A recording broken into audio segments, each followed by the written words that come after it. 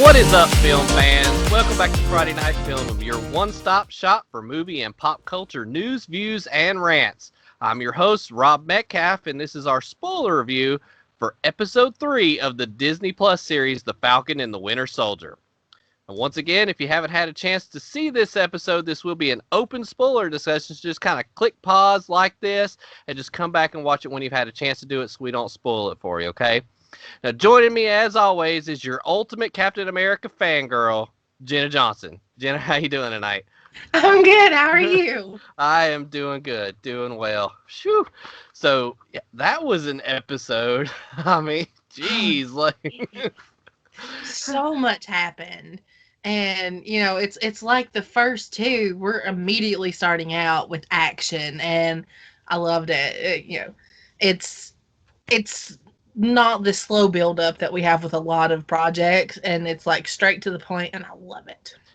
It is straight to the point, and I think that may be just because it's so short, too, that there's not a lot of time for a lot of slow to happen. Because, I mean, we're already halfway through after the end of this episode. Right. So, whoo, yeah, I'm like, I realized that we only have 3 more episodes. I know, I'm like, we're already halfway through this series, and I'm like, that's insane to me. Where's the petition to like keep it going? I think like if there's not one, let's start one. Let's do it. Okay, so you heard that, everybody. We're going to start a petition. We need everybody to sign it so we can keep this going forever. Okay, so we're at the halfway point of this thing. This episode, once again, kicks off with our Dollar General Captain America, John Walker over here. And he's going into, I'm assuming it was the place that they were keeping all the Flag Smashers in the episode before. And he's like interrogating them, wanting to know where they are. And it's obvious they don't respect him like they would if it was Steve coming in there. And he don't have the same attitude, like interrogating somebody. I don't think Steve would either. But they're spitting in his face. It's obvious that they cared nothing about him. And I'm sorry. I'm like you. I see the giggle on your face. I was kind of happy when that happened.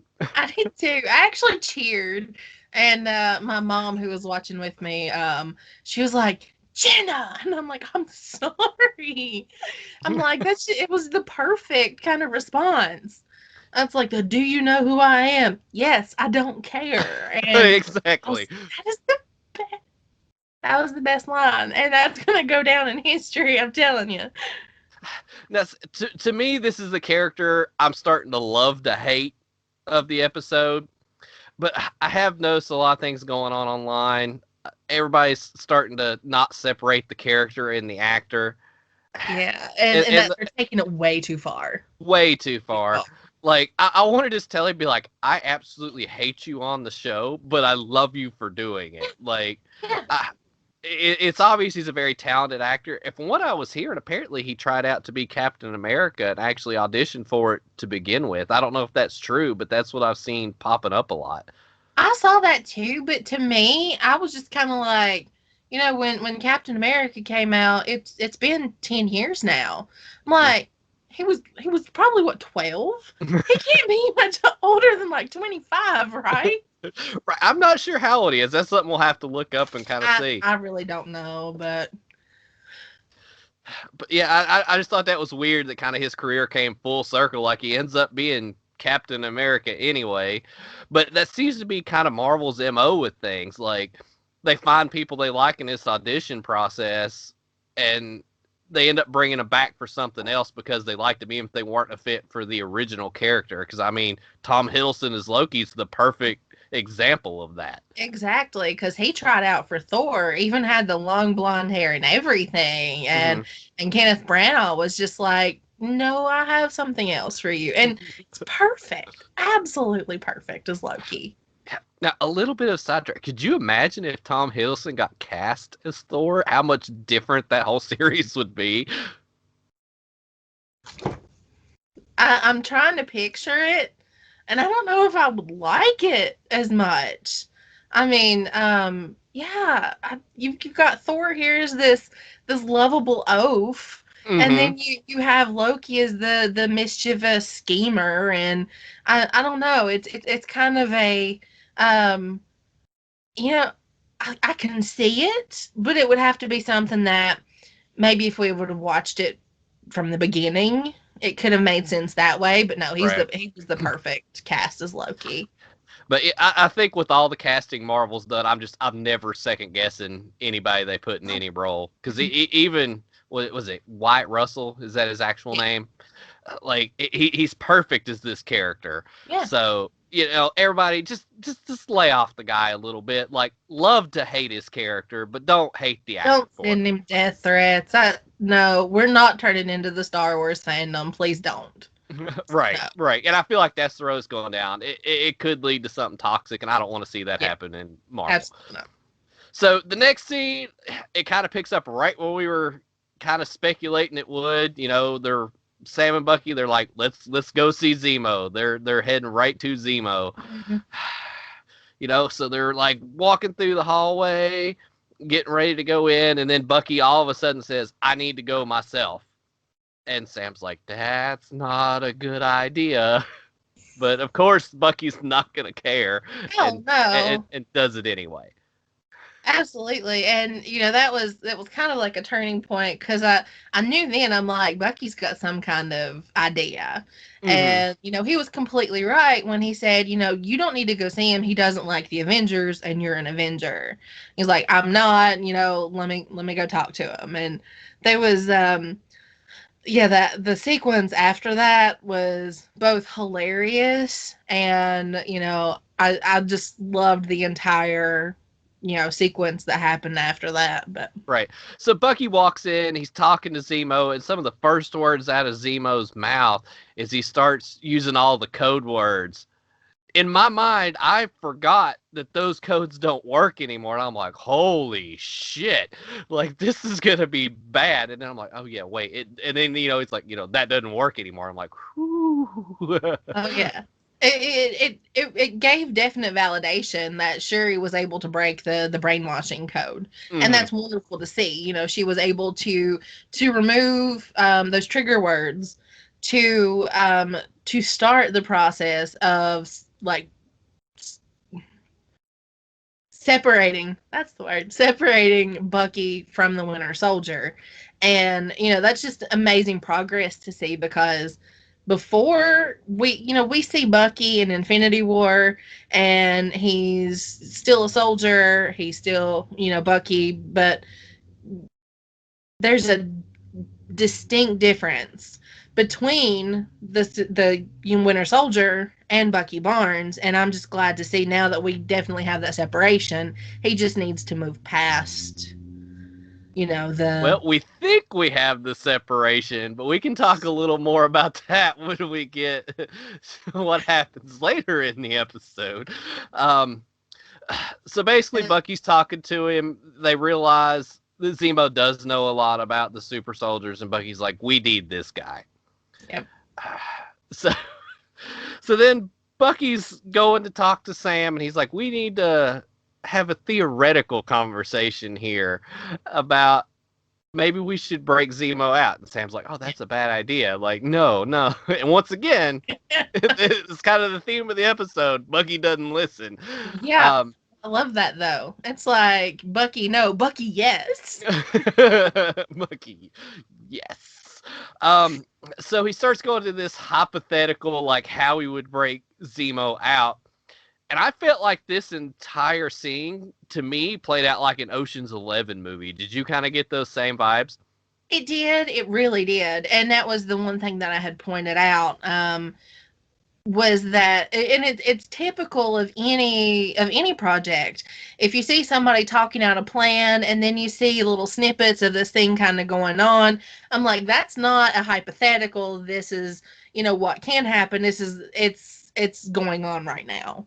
Right. And to see that play out and to see him talking about the plan to get Zemo out and then actually seeing Zemo break out like I was like, that's actually a cool montage that they did there. I like It, to see that, and it makes me wonder how many times Bucky has had to bust out of prison. right. The only issue I had with that scene is I felt like that was a little too easy to get him out. Because I'm like, okay, I understand it's a TV show. There's a little bit of suspension of belief. Yeah. So I'm just kind of letting it go. But I'm like, I could drop a note and just have somebody change clothes and they can get out of prison. Is that all it takes to get somebody out? If it is, we may have some plans for the future, in breaking people out of jail. So. Mm-hmm. So basically, we go through this whole montage. We see, Bucky drops a note. It starts the riot. Zemo sneaks out. Zemo beats up a few guards, changes some clothes, gets a key card, and then he's out. But still, Sam's like, nope, this is a bad idea. But then in walks Zemo. That was the funniest part, was Sam's face afterwards. He was like, man, what's this? I know. But I'm just like, but once we start getting the interaction between Zemo, Bucky, and Sam, I love this trio. I do too. And, I said before that Bucky and Sam is the buddy cop show that I've wanted since Civil War. But adding in Zemo in as this third, and he's not a protagonist by any means, but he's just there to needle the protagonist just enough that it makes it like a wonderful little group. And I didn't expect that. I just kind of figured, they would have him at arm's length, but I'm like, they're actually working with using his plans, and I'm like, why are you trusting him? But in everything, he is the one that knows more about the super soldier serum, and he was going to be the one that you needed to trust with this. Mm-hmm. Well, see, not only are they using his plans, we do find out that Zemo's like loaded rich and a baron. Like, I didn't put that together ever. So not only that, they're using his money too, which I guess made the travel easier since he had his own private jet and butler. Yeah, I'm like, an escaped prisoner is never going to get through like airport security. So, but yeah, that was actually, I'm glad they did bring that in. Because of course in the comics it's Baron Zemo, and right. I'm really glad they brought that in along with the classic cowl that he wears in the comics. But it just made it a whole lot easier to break into these places if you flash around a little bit of cash. So right, because and when his butler showed up, when they're like, I guess butler, I don't know exactly what the word would be. When he shows up, I got some real like Batman Alfred vibes from those two. Really, like it felt like they really cared about each other. Yeah. So that just, to me, that added a little more depth to the Zemo character, and it was really kind of nice to see. Yeah, it kind of makes me question, though, the backstory that he gave in Civil War, because he said, his family were in Sokovia, and then the city just topples down, and I was kind of like, wouldn't this person kind of have a huge mansion near the outskirts of everything and not kind of towards city center where most of the damage was? Right. But, I just have to trust the process and hope that it wasn't the plot hole that I think it is. To me, it could be a plot hole, or it could be just kind of the way Marvel's making it to make him a little more like the comics and not. Yeah. It's just like, oh yeah, they said that, but just don't think about it. Like, but you gotta know there's people like us. Because there's people like us that are gonna analyze every little thing they say, and there's little inconsistencies and everything, but we still love it. So absolutely, some of it I can forgive. Some of it just wakes me in from a dead sleep, and I'm like, wait a second, what did that mean? Right.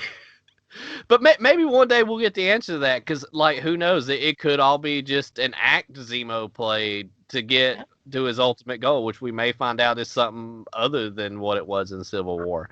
I guess we'll just kind of have to wait and see. So they get on the plane, they're heading, and Zemo's reading this book, and then we realize that he has Bucky's book where he's written all the names on it, and then we do get confirmation that it was indeed Cap's book as well, which was a nice little throwback, I thought. It was, and especially where they mentioned Trouble Man, and they were talking about Trouble Man's in that book, right? Have you heard it? Have you listened to it? And then it was a throwaway line, but I absolutely adored it. And Bucky was like, "I like '40s music," and I'm like, there's my James Barnes from the 1940s. Which I think, honestly, I think everybody likes the music from like their like generation more than every other one for the most part. Like it seems like most everybody has like that one type that they kind of grew up around, that's what they lean to compared to like newer stuff or even stuff that's a tad older. Like the majority of people, I mean. Yeah, I'm not one of those people. I like pretty much everything, and I especially went through a period in high school where I listened to nothing but big band music and the Beatles. So, yeah. Okay then. Ah. So then we get this short scene with Carly from the Flag Smashers. Um, not sure who the lady was, but it's obvious she was there to kind of say goodbye to somebody that was sick. It starts giving us a little more character depth into the Flag Smashers and how they feel, and especially the Carly character. And you start feeling a little sympathetic for her and realizing that maybe these people aren't all bad. Like, I'm beginning to wonder if they're really the bad guys or not in this whole situation. Yeah, that particular scene, I really started feeling for the character. Anybody who has lost a loved one, whether it's, family or just somebody really well, it's hard. And, to see her mourning this woman, it was very heart-wrenching, and it made me like adhere to the character a little bit more. But that could all be a facade as well. Mm-hmm. Because that seems to be the good thing that Marvel's done, especially as of late, with the villains of these series and like some of the past few movies. Like they have real depth. Because even like Thanos, I don't believe Thanos was 100% like evil either. Like he was just going about the wrong way with what he wanted to try to prevent. Right. Yes. I'm like, dude, you could have snapped your fingers and had like 4 times the resources that's needed for the entire universe. And I'm like, why did you have to decimate half of it? Exactly. He definitely did it the wrong way. Yeah, but that was one of the ones that just I'm starting to really have a connection with, especially this Carly character, and I'm curious to see how much more depth they give her and how much more on her side we start to kind of lean. And I Right. think we'll eventually get. We're either gonna love her or we're gonna hate her. I'm not sure which way it's gonna go yet. It depends on who all else kind of pops up throughout this, last 3 episodes we're gonna get. So then we're off to was it Magna Madripoor. Madripoor, yes, yes, yes. And this is where this episode just like completely starts kicking some ass. So we see everybody getting off the plane, and they have to dress up as these characters. Sam's the smiling tiger. Bucky has to revert back to the Winter Soldier, and of course, Zemo's still being Oh yeah. Zemo. Semo. But I got throughout this whole like scene, I got this whole John Wick vibe. I don't know if you've really watched the John Wick movies much. I haven't, but I've seen a lot of people revert back to that reference. Um, I may have to go watch it. If anything, it's Keanu Reeves, so I would be They're happy with that. glorious, glorious. Um, but basically, where Bucky's basically being like Zemo's muscle, and it Mhm. seems everybody knows who the Winter Soldier is, and everybody's scared shitless of him. That's where I start getting the real John Wick vibes. Is right there, because in that movie, John Wick is referred to as the Baba Yaga, the Boogeyman. Everybody knows who he is. Everybody's terrified of him, and I felt like that was a real nice parallel to explain how everybody was feeling about Bucky, because he's like, "I'll just stick my Winter Soldier on you," the way Zemo was being, Yeah, and it got him pretty much in anywhere he wanted. it did. It really did. So they get to the bar, and Sam has to take this drink where they open up this snake because it's like the smiling tiger's like. For one, I couldn't handle it because I don't do snakes. Snakes, oh, No, snakes are my biggest fear. And as soon as I saw him, I turned my head and I looked at my mother and I said, "Please tell me when this is over." It was no. Mm-mm. I was like, no, I can't even watch it. Nope. But while they're at the bar having a drink, Zemo tells the bartender, he's like, "We need to talk with, I believe the name, what was it? Was it Shelby? Was that her name?" Selby. Selby, yes, Selby. He's like, "We need to talk to Selby," and he's like, we can't do that. So then he just basically unleashes Bucky to start kicking everybody's ass. So that was a very nice scene. A very nice scene. The only part that bothered me is, and Zemo even said it, that he reverted back to the Winter Soldier so seamless and easy. Like, I know the programming's out of him, but I think all them years of being that assassin may still be messing with him even more than we know.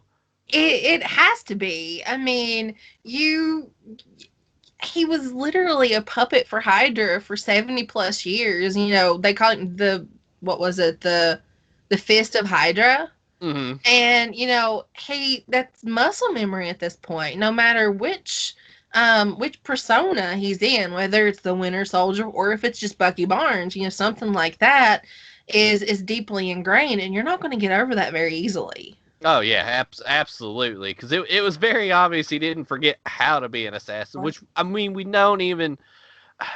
He's done some good and fought some fights even since all the programming was pulled out, but that was an extra level of violence that I don't think you can ever completely erase from somebody. Oh no. And it was pretty significant as well when after you know, the Winter Soldier was unleashed, Sam's was just like, "Are you okay?" And then Bucky didn't even answer. You know, no matter how much therapy that boy's going to go through, you know, to revert back to that is going to set him back a long time. Oh yeah, absolutely. So after all that fighting, they finally get back to go see her, and they're like, "Okay, we know you're the one that knows everything there is to know about, you know, figuring out where all the super soldier serum is." Speaking of the super soldier serum, it's become very obvious now that that's going to be the main catalyst for this whole entire series, is the acquirement and what they're going to do with the serum. Like, I think that finally became really obvious. Absolutely. And I've actually, you know, figured, well, not figured, I've thought about this multiple times since seeing the episode, is that I know that, you know, Captain America is like this being who wants to take down these flag smashers, but just how much of that is actual, let's take them down to take them down, and not Walker being like, "I need some of that super serum." Right. I think he does, because he said before that he doesn't have the power Steve had, and I think it's going to be in his best interest, of Jenna, however you want to put it, that he's going to want some of that so he can be as powerful as Steve was. Yeah. But when they're talking to her, she does drop a doctor of where they can kind of find the serum and know what's going on. That was was it Nagel? Nagel, yeah. Yes. So at this point, they're like, "Okay, this is who we need to go find." And then Sam gets this phone call. And as soon as the phone rang, I'm like, "Shit, this is going to be bad." You know, as somebody who has a sister, they do call at the most inopportune times. And I was just like, "Oh no, please don't answer, please don't answer." And then Sam trying to be this tough bad guy, and I'm just like, and it's just like, "What did you say?" Well, see, like, Sam got forced into even answering the phone call, because I mean, they put the guns to him and they're like, you know, answer it. And then, like you said, he's trying to play the tough guy. He's like, He's like, the bank, yeah, like after I robbed him or however it was he worded it. And I was just like, oh my God, this is so glorious. But then, of course, like you're on edge the whole time because you know the cover's getting ready to get blown. You just don't know how it's gonna happen. And then, of course, Sarah's on the phone with Sam, and she says, Sam. Sam. Yeah. And then right then, everybody turns on you. We're like, oh, this is getting ready to go down. But then all of a sudden, you hear gunshots and people start falling, and you have no idea where it's coming from. Exactly. I was like the rest of the episode was like, who shot Selby? And then I think, well, I know who I think it was. And because I think she's a bigger player and everything than what is led to believe right now. But I'm super. I want to know who did it. It's like one of those. Hey, this is something that happened. I need to know how it happened and why. I think we'll get a throwback to that later and see exactly what was going on before that, because I have my own theories I'll go into in a minute as to what maybe that could be, because I've got some really off-the-wall ideas. But the one part I don't understand is I know, which will, once she gets killed, it's like immediately there's this bounty that goes out on Zemo, Sam, and Bucky. And I'm not sure how that got out so quickly, unless it's the person that shot her that framed him and put out the bounty. That's what I was thinking, especially when you see, once we enter into Madripoor, we see these signs everywhere. The power broker is watching. Mm-hmm. And the only thing that I can really sense is that it's the power broker who is watching everything.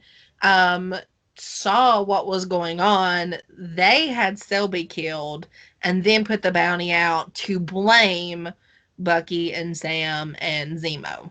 Yep. Now, the power broker watching everybody is kind of why I'm thinking what I'm thinking. But like I said, we'll go into that here in just a little bit. So, they're trying to get away from everybody because everybody's got this bounty. And actually, this is another part where I was saying it has very John Wick vibes. Mm-hmm. Because at the end of the second John Wick movie, basically he commits this crime against a bunch of assassins. And they all put like this $8 million bounty on his head. He has everybody all over the world wanting to kill him. And it happens just like that. Like they call it in, and then all these text messages go out to all these assassins. And it was just very John Wick. And even all of Madripoor, it even looks a lot like the aesthetic of the John Wick universe. Like it's just so weird how close they got to that. All right, you don't have to sell it on me anymore. I'll watch them. But no, so they're running away from like all these people. They're trying not to get killed, and then that's when we finally get what we've been waiting for 2 weeks. We enter Sharon Carter. Yes. And like you were saying, when she shows up, she's the badass you wanted her to be. She's not just the little love interest anymore. God, thank God. And seeing her through this episode, we are getting the badass Agent 13 that we see in the comics. Yeah, granted, in the comics, she is married to Steve Rogers. But we know from events that have happened in previous movies that Sharon and Steve do not get together. But to see her enact this glorious character, I was like, this is amazing. This is absolutely phenomenal. I need more of this character. Mm-hmm. Well, because we already knew as soon as they ran into her that she was going to hide them. She was going to help them. So, of course, we jump to that. And then they're having the conversation with her. And she's talking about what happened after Civil War, where she became an enemy of the state. And basically, nobody tried to help her. Nobody tried to rescue. Because, now I'm like, would she even hold a vendetta against Steve for this? Just kind of getting left behind? Maybe. It's possible. And I actually went back because I thought I had it correct, and when I went back to see it, I did see this. even after the events in Civil War and Infinity War, of course, we don't see her in Infinity War. She was thought of as missing for those 5 years. So they thought that she had been blipped as well, but it turns out she wasn't. She was just an enemy of the estate, creating this new reality of hers in Madripoor. And by doing that, I have lots of thoughts on Sharon at this point. Um, I love her though when she said the whole hero thing is a joke, Mm-hmm. because when we see her initially, she is one of the heroes. She is fighting Hydra with Steve and Sam, and even fighting. Well, she didn't fight Bucky, but she was against Hydra, which was Bucky. Um, and then to see her complete 180 shift, it was like, damn, what happened to you, girl? Yep. But no, I mean, I'm glad to see that shift, because we now get the the opposite side. We see like everybody adoring the heroes and like exalting their virtues, and then we have Sharon now, who's like, heroes are nothing. They're not real. They're not real life. This is Mm-hmm. not how reality works. Now, see, because I know she talks about how she can't go back to the States, she can't go home, she can't even call her dad. So Sam tries to make a deal with her that he'll get her pardon and get her home. And she does accept that deal, agree to help him. But my question is, does she really even want to go home at this point? I Because don't she think seems so. to have a really good life, selling this, real art that, everything apparently we're seeing in museums is fake, and they're just selling it to the richest, highest bidder. But Yeah, and here comes a theory that I have. I think Sharon's the power broker. oh, yeah, see, we're on the same page. See, like, that's actually the next part of it. So we'll just go into that. So the power broker seems to be who everybody in Madripoor is terrified of. He or she is always watching. So I wrote on my list who all that I think could possibly be the power broker, okay? So, of course, I've got Sharon, because there seems to be a lot of evidence kind of pointing toward that. Hmm. But even in WandaVision, there's a lot of things that pointed towards stuff that never actually happened. So it's possible she may be just working for the power broker, but I, I think she's went to the dark side. I actually do believe she will be the power broker. Yeah, and especially like and also this was kind of a throwaway line as well, as Zemo and Bucky and Sam are like walking across the bridge towards Madripoor. They said you don't want to go to the east side because Zemo was like, I don't even go to the east side, and I'm Mm-hmm. like, well, if the west side is the shady side, what is up with that side? Um, and of course, Sharon, had her gallery and I guess her apartment there on the east side. But one of the things that made me lead to Sharon, possibly anyway, is she was there very, very quickly after Selby was shot, and then Sam, Bucky, and Zemo had to kind of like run away. Mm-hmm. She was there very quickly to kind of be like, oh, this is a happy reunion. It's like, why was she there to begin with? Is she the one that killed Selby? Could she be the power broker? And also, she's dealing in these and ultimately the real stolen artwork. Mm-hmm. An art broker, somebody who does that. Yep. Yep. So I'm taking the name and being like, well, she's a power broker. Mm-hmm. Now, see, like, it's some other, because I mean that's a very viable option for sure.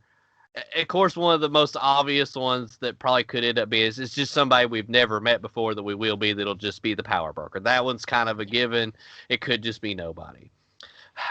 I've talked to a few other friends and stuff, and a few of them seem to think that it's going to be the Mandarin, like the real Mandarin, not the knockoff we Not got. Trevor Slattery. So there's that idea too, kind of floating around out there. I've heard some people mention that it might be General Ross. Like, going underground and like starting kind of the anti-Avengers kind of thing by doing it. It's a weird, long, drawn out theory, but that's another one I've seen. Yeah. You're like, nah. Well, General Ross is, to me, every time we've seen him, he's too much by the book. Mm-hmm. And for him to have like made that switch to like create this antagonist persona, I don't see that happening from him. Now another one I got. It's very far fetched, but it deep down I'm like, this would be the weirdest, coolest thing they could possibly to do. But to me, if everybody's that afraid of this power broker and he can watch everything all the time, he has to be somebody extremely powerful, correct? Correct. What if it's the White Vision? That's odd. I mean, I would literally have to sit and think this out a little bit. I would also probably have to look up more on the White Vision. But possibly. Because everybody would be terrified of the powers the White Vision would have. So, I mean, I do think that's a real possibility because it'd be a way to like bring this whole Disney Plus universe together, not just the movie part of it, but like just the series between the two. Yeah. It really would be, yeah. But anyway, I was gonna say, I thought there for like a hot minute that it could be Zemo. Oh shit! What if Zemo's fake and he? Whoa, that's a mind F right there. Whoo! So now we'll just have to wait and see. We're gonna have to like, I'm gonna have to write this list out and like keep it with me every week. So when we find out somebody's not the power broker, we'll mark them off the list. Yep. And then of course like everybody's fan favorite thing, maybe it's Mephisto. Like we could go straight back to that again. Well, actually, I thought this was pretty cool. Of course, we had nods to the X-Men universe in WandaVision. Of course, we have Billy and Tommy. And, we have the whole little, of course, Wanda herself, and she was named the Scarlet Witch. But there is more of a X-Men connection to this show than there was to WandaVision. Like, Madripoor is this whole big city in X-Men. Yeah, isn't that where Wolverine goes all the time? Yeah, and Logan's there a lot. And, like, you can even see neon signs that are signage from nightclubs and bars from the X-Men universe. Mm-hmm. And so, yeah, like, I'm enjoying this a lot. Once I found out about Madripoor yesterday, I combed through that episode and I'm like, is anybody here mutants? Right. I mean, there probably is at some point because when they do bring the X-Men back, I feel like it'll go right back to this series and we'll see something. I got a feeling this series ain't gonna be the only time we're gonna see that city. No, hopefully not. Okay, so then we find out that they're going to this lab to try to talk to this scientist. The power broker is hired to, get the super soldier serum from it. So, the whole group, Zemo, Sharon, Sam, and Bucky, they're all sneaking through this shipyard. They come up to this shipping container. There's nothing in it, but everything's telling them that that's where the lab should be. They find, of course, the secret door in the back of it. You already knew it was going to happen from when they opened it. I was like, there's a false door. And then I was like, please be a secret door. Please be a secret door. And then it was, so it made it even better. But I like the layout that they had. Completely off topic, I know. But, I wouldn't mind my own secret lab in the middle of shipping containers. Just have several of them, create my own little lab. I could become an evil scientist that way. Yeah, see, I thought it was cool because it was like the back of the container and then there was stairs up to it. I was expecting to see something more along the lines of the Dark Knight when they go in the shipping container and it's an elevator that goes down and it was all like subterranean. That's what I thought it was going to be. But I got proven wrong on that. So that's one time I was not correct on a theory. But they confront this scientist. They find out that the Flag Smashers have stolen 20 vials of the super soldier serum. That's where they've got their powers. He don't really know how many of them have taken it, how many they have left. He just knows that 20 were taken.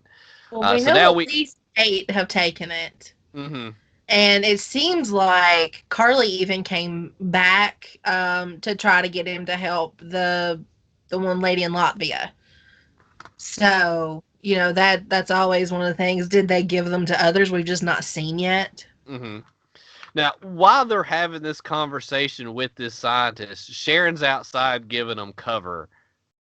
I don't know that I've ever seen one person take down that many people that quickly. I think Sharon has had her own dose of super soldier serum. See, I wondered that too, but that could go back. If she is the power broker, she would have had access to this by hiring that scientist to finish his work on it. But then I'm like, once again, if she is the power broker, is it because of what happened and she just like wants to be able to defeat Steve and Bucky and all of them for what happened in the Civil War? Like, is this just made her snap? I mean, it's possible, and I can see it in the way that it would cause me to like turn face and do the opposite. But another thing you were saying, Sharon was taking down these people left and right. One of the nods that I thought that she could be the power brokers because she got a lot of information very quickly. Mm-hmm. Quicker than somebody. It would have taken somebody else because it was within minutes that she knew where Dr. Nagel's lab was. Yep. Could she have known all along? Yep, very possibly. And I think she did. Now, finally, she keeps telling them, like, guys, we got to go. We ain't got much time. There's too many people out here. So she finally makes her way into the lab. Mm-hmm. But basically, as soon as she walks into the lab, she shoots this scientist in the face. No, that was Zemo. Was it Zemo? That was Zemo. I thought it was her. So that made that theory go out the door. So never mind on the theory I just had on that one. The one thing Zemo, said in the beginning, like he was recruited to infiltrate and get rid of the super soldiers and anything having to do with recreating super soldiers. Mm-hmm. So with this scientist having cracked that code, it was natural for him to just say, okay, adios. You're done. You can't make it anymore. Yep. Because, I mean, that does kind of stop the cycle, except for there is still those other vials out there that I'm sure once it's already made, somebody can easily recreate. It's just a matter of getting your hands on it. Right. So, like I said, we find out they had the 20 vials that were stolen. Like you said, we know they took at least 8. So there may still possibly be 12 unused doses out there. It may be less. I mean, we don't really know at this point, but I'm sure we will find out. Because like you said, I think that's where our Dollar General Cap, John Walker, is going to come in, because I feel like he's going to want this probably more than anything. Because even when he was having that conversation at the beginning of the episode, it was like, don't you know who I am?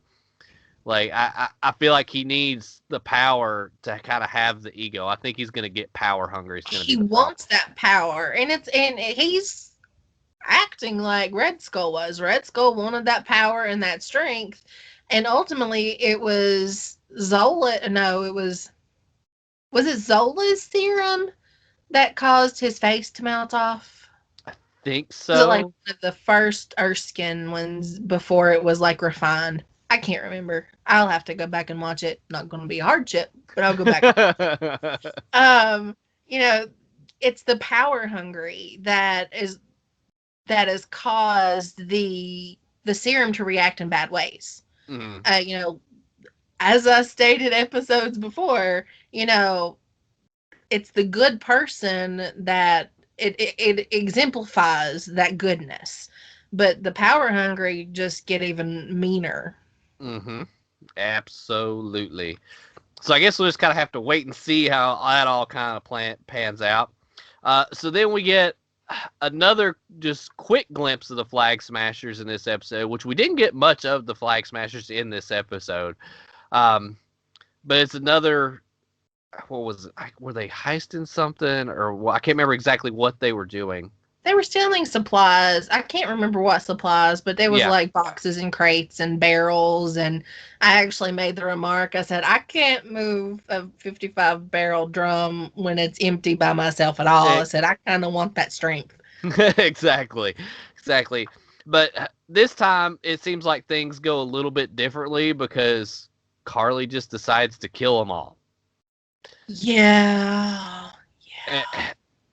that also makes me wonder. I'm like, is that who she really is? Is that a side effect of the serum? Is she getting power hungry? Is she feeling grief from this lady who died? Right. Like, what exactly pushed her to that point of these people need to die? Well, and according to the gentleman who was in the vehicle with her, like, why did you do that? And apparently that was the first time kind of thing. Mm-hmm. She could have been reacting out of grief, most definitely, but she said, like no witnesses, and I'm like, oh no, no, no, no, you no. It lost that little bit of empathy that I had for her. Mm-hmm. It's so weird with this whole series only being 3 episodes in and already halfway through. It's like they give you love hate with everybody. Like, I'm not even sure who's actually on the right side of any of it anymore. Like, I'm not sure that Sam and Bucky are falling on. It's like the Sokovia Accords all over again. Like, you're really not sure what's the Right. real right side to be on. Exactly. And it's very mind numbing to have to go back to even think about, well, who's on the good side, who do I need to root for in this case? Because, you know, unless you're some people like sometimes me, you want to root for the good guys. And we have very, very dark good guys. Mm-hmm. And it's kind of hard to pick and choose whether you want them to succeed or not. And it's kind of maddening. I mean, I'll be honest. I never thought that I was gonna be like, I'm okay if Zemo wins. Like right now, like he's, and honestly, like Zemo was funny in this like whole episode. And can we talk? I have no doubt that when they're at Sharon's party, that like gifts of Zemo dancing is gonna be everywhere this week Yeah, because he's just like get him. He's like, they already are. Check Tumblr. They are there. because like that may be like it's such a throwaway scene, but that may be one of my favorite parts. Just him dancing because you're like this is amazing. Absolutely. Well, and it kind of humanizes him a little bit more as well. Mm-hmm. And in Civil War, we see this guy who has a vendetta out of against the Avengers. He wants to break them up. He doesn't want them to, save the world anymore. And in this one, he's been in prison for a little while, but and it's definitely because of his actions in Civil War. But when we see him and he's got this camaraderie and this loving relationship with I guess his butler.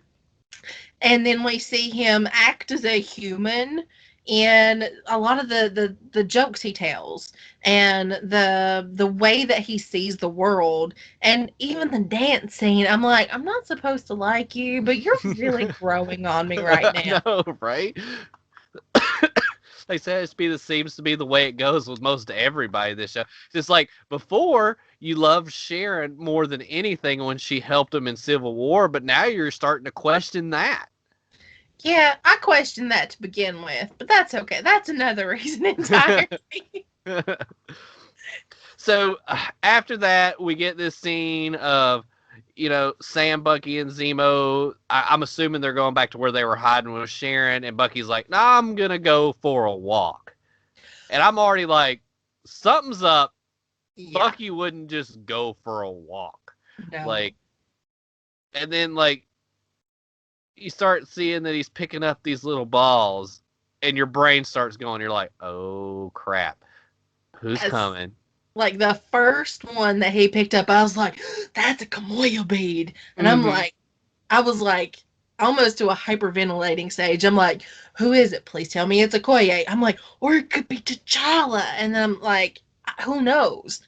And then I was very excited to see, who it was at the end. And, I question a lot of things now because we had a certain super soldier who did exile out in Wakanda for a while, and then we see this kind of warrior come out, and I'm like, are we gonna fight now? Please tell me no, because Bucky's not gonna win. No, that's one fight Bucky wouldn't win. Now, is it Ao? Is that the lady's name that showed up? Io, but it's AYO, yeah. Yeah, okay. That's the spelling. Because if I remember right, isn't she right under Okoye? I believe so, yes. Yeah, because I'm thinking that's how that works. I'm not 100% on that. But basically, you're getting somebody really high up in that guard that's coming after Zemo. And apparently, they're still real mad over them killing T'Challa's daddy. And they're not going to let it go. I mean, they had a 30-year, grudge against, what is his name? Andy Serkis, his character. I can Anyway, see they it. had a 30-year grudge against him for breaking into Wakanda and just taking some vibranium. Mm. I Now, see it. that we obviously know that I think the next episode will probably open with more of this conversation between Bucky and Ao. My only question is she alone? Or is she just the only one talking to Bucky? I don't know.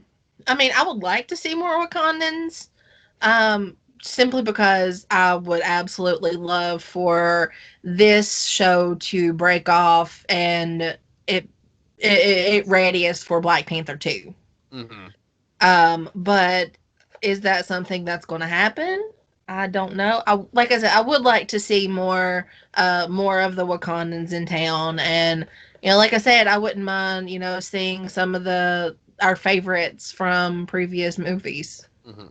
Now, do you think in the conversations we're going to have with this character, we'll get an idea of what they may do with like who is going to be the Black Panther now that Chadwick Boseman died, or do you think since all this was written before his untimely passing that we may not really get an idea yet? I don't know if we'll get an idea yet. A lot of this show was filmed in fall 2019, early 2020. Mm-hmm. And then they did take a break for, of course, COVID restrictions. And where they were filming a lot out of the country, a lot of these countries, the borders did close, so they had to come home early. That being before Chadwick's death, we may see mention that he's still king. Mm-hmm. Or maybe they wrote an insert saying, something has happened to the Black Panther. We now have a new queen in Shuri. I just don't know at this point. Yeah, because if it was maybe the next show, I'd be like, okay, maybe they'll kind of give us an idea where they're going to go with that. But I think this was already planned so far before, like I said, the untimely passing of Chadwick Boseman that I don't think we're going to hear quite yet. But if they went back and did some reshoots to kind of tell us what direction they're going to go to kind of prepare us for what's going to happen, I could see Marvel doing something like that, start planting the seed now. Yeah. But Instead I of did having to be say, such an abrupt switch when Black Panther 2 comes out. right. Now, I will admit, I did say in episode 1 that I thought Wakanda would play in here somehow, some way. So I'm doing pretty good on some predictions so far. You are, and I'm still mad at you for that one. Now, I was completely wrong on my first Sharon theory, but it seems like we're both kind of on the same boat that we think she's going to be the power broker. Yeah. So we'll kind of have to wait and see if we're both kind of right on that. So what do you think? What's your kind of prediction? What do you think we may get out of the next episode?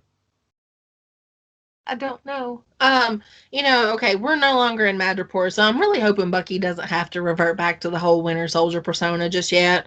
But I know, I don't know. I mean, anything Marvel, it happened with WandaVision. I thought I had a clear, concise theory of what's going to happen, and then it's just blown out of the water. Yes, I did. I was one of the people who was like, nope, it's Mephisto coming in, and clearly it was not. I'm gonna go out on another really really weird limb here. You tell. I okay. So what was the doctor's name that perfected the serum that's working right? Nagel. Nagel? Yeah. So he was talking about how he did it. I think however he did it, I think that's going to get explained more in this episode, and I think it's going to tie into Wakanda. I think what is it? Is it a flower that or herb or what? The heart-shaped herb. Yeah. Yes, I think he mixed that with the serum, and that's how he kind of perfected the serum to keep it not having to have all the machines and everything like they did with Steve, because he does mention that. And I think that's going to play in with Ao being there, because I think she's going to start some turmoil between Zemo and Bucky. I feel like Bucky's going to get caught in the middle of those two, and it's going to be a lot of fighting and conflict there.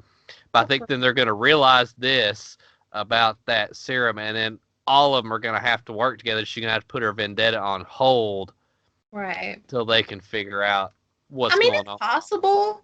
I think they said that the heart-shaped herb only grows in Wakanda, which, we've seen that Claw, that's his name, he was able to get into Wakanda and get vibranium and get out. And apparently this happened multiple times. But, and somehow Howard got a hold of vibranium in the first Avenger to create Steve's shield. So, there are ways people can get in. I just wonder, how much of, like, Wakanda is accessible to people just being able to come through like that. Right. So, I mean, that, like I said, I know it's an out there theory, but I think that's all going to play together and all tie up in a nice little bow at some point. All right. So, you got anything else to add? Or we think we pretty much touched on everything this time? Hang on, let me check my 2 pages of notes. No, I think we kind of touched on everything. I just really, hate how they had to make a turn and activate the Winter Soldier again. But, like you were saying, it was such a seamless transition. And, thankfully Bucky was able to come out of that pretty quickly. But you could tell that he was pretty shaken. I hope they really don't do that again. As a founding member of the Bucky Barnes Protection Squad, yeah, we try to keep our precious safe at all costs. Okay, so one last question before we sign off for tonight, because we know it's eventually going to happen. Will episode 4 be the episode they get the shield back? I hope so, because I really dislike Walker. Now, I'm not going to be one of those people who sends death threats to the actor, because I can separate, reality from fiction. But I hope they do. But I also really like how Walker is setting himself up to be a nice anti-hero. And I'm like you. I think they'll try to get it back this episode. I think that'll be kind of part of the storyline of the episode. I feel like they'll be trying to track down the Flag Smashers, and they'll be getting I think that'll be the 2 kind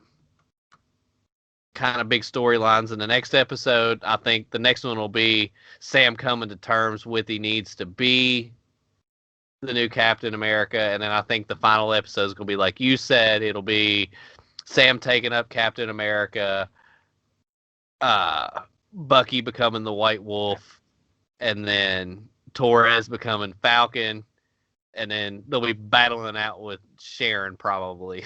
I think maybe Sharon and Walker. Yeah. Although in this episode, Walker is showing that he is up to some, or he is willing to do some shady things to get to these Flag Smashers. And, that that, of course, is directly against Sokovia Accords, but also shows us why the Sokovia Accords never would have worked as Exactly. they've written in Civil War. So, with that being said, Cap was right. Team always trust Cap, just not the Walker one.